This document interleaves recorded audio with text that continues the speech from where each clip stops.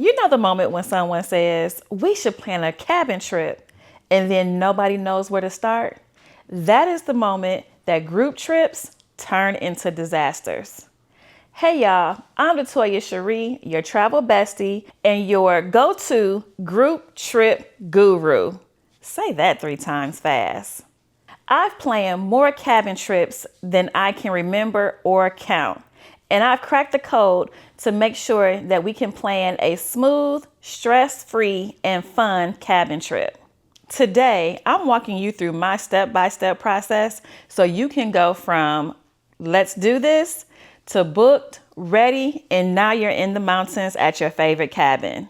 This is going to be stress-free, without chaos, and most importantly, no drama in the group chat, I promise. And yes, I am going to share my cabin trip planner and a free checklist so you don't forget a thing. First things first, know your vibe. Ask yourself, what type of trip is this going to be? Is it a turn-up trip? Is it a rest and relaxation trip? Couples trip? Girls trip? These things are important and make a difference. They determine the whole vibe of the trip. From the location to activities and even the food you're going to serve on the trip. So ask yourself, what type of trip would this be? Who's it for? And what's the experience you're trying to create? Your trip is only as good as the people you invite. So make sure you're inviting the right people on the right trip. Do you have someone in the group who's always late with money? Do you have someone who always complains or doesn't get along with everyone in the group? That's going to cause you stress. Use my free travel crew checklist to make sure you're inviting the right people for your trip. Once you have your crew, you can lock in your dates and your budget. And you want to do those early, locking those both in. People need to know how much it's going to cost and when they need to take off work so they can go and enjoy themselves. You don't need to ask 20 people their availability. You need to pick maybe 2 or 3 dates, put it out there, and take a poll to see who can go. Not all 20 people may be able to go. I've had that happen. But it saves you from having 20 different dates for 20 different people. These are the dates. This is when we're going to go. If they can go, great. If not, we'll see you on the next trip. We're also talking about finances. Not everyone may have the finances to go on your trip, and that's okay too. But I can guarantee you that people will pay for what they want to pay for. And if they don't want to on this one, that's okay. You still plan your cabin trip for the people who want to go. When you're creating your budget, be realistic. You may want to break it down into a few simple categories: the cabin rental, food and drinks, transportation, and even activities.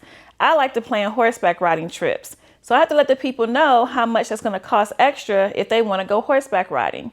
Or we may want to go into town and do a train ride. It just all depends on your group. But having those figures ahead of time will help people decide if they want to do these activities or if they want to do something else. I will give you a pro tip. I always build in just a little bit extra in the budget just to make sure everything is covered. I personally would like to surprise my guests with a little goodie bag when they get there, and they've come accustomed to it receiving a goodie bag. It could be candy, it could be drinks, it could be anything extra to make them feel special on this trip. My next tip is the fun part, and that is finding the perfect cabin. I look for everything. I'm looking for space, the kitchen, how big is the living room, the game room, does it have a hot tub, does it have an outside fire pit, what can we do? I'm looking at everything. Bedrooms, bathrooms, I mean, you name it, I'm looking for it.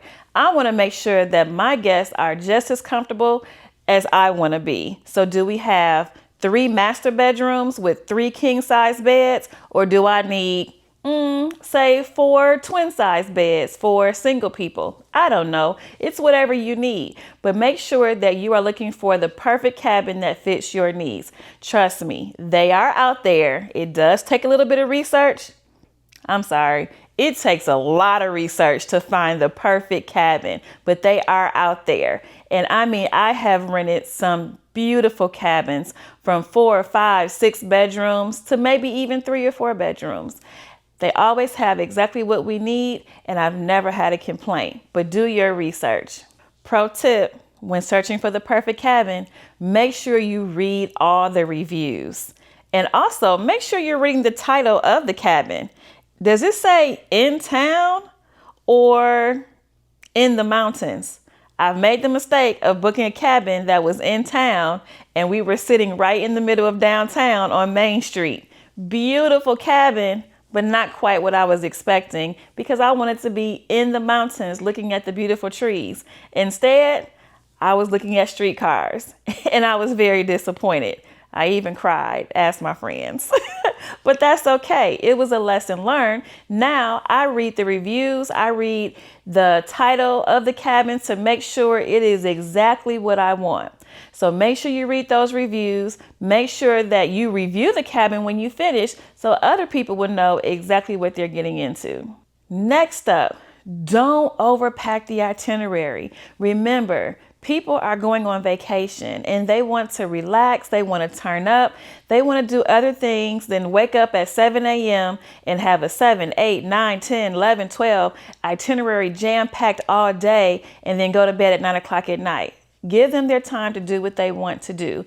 You can have a couple of options, whether it's horseback riding or wine tasting or whatever your friends enjoy, a nice hike in the woods, that's fine, or even fishing.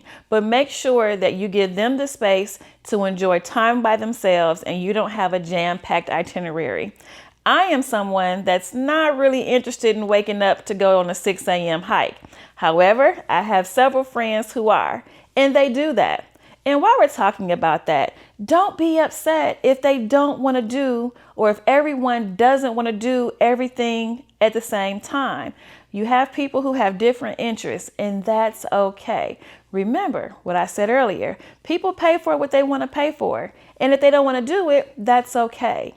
So don't get upset if half the group wants to go horseback riding, the other half of the group wants to go fishing, or if 2 or 3 people just want to stay at home in their jammies all day.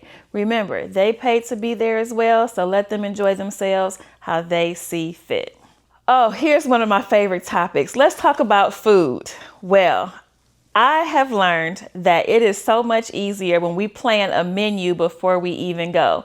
I plan out breakfast, lunch, and dinner, and I try to keep it simple. I make sure that everyone has a good, hearty breakfast, and there are 1 or 2 cooks in my group that really volunteer to cook breakfast every single morning. We make sure we have a good breakfast and then a light lunch, and you can do whatever you like. Lunch is usually centered around sandwiches or cold cuts, or even some leftovers from the night before. And then dinner. Dinner is usually themed but easy. It could be a taco nacho bar. You can have someone on the grill with hot dogs, hamburgers, or you can even go all out and bring in a caterer to prepare a nice dinner for you and your friends on your cabin trip. It's all about what experience you're trying to create. So plan ahead for your breakfast, lunch, and dinner.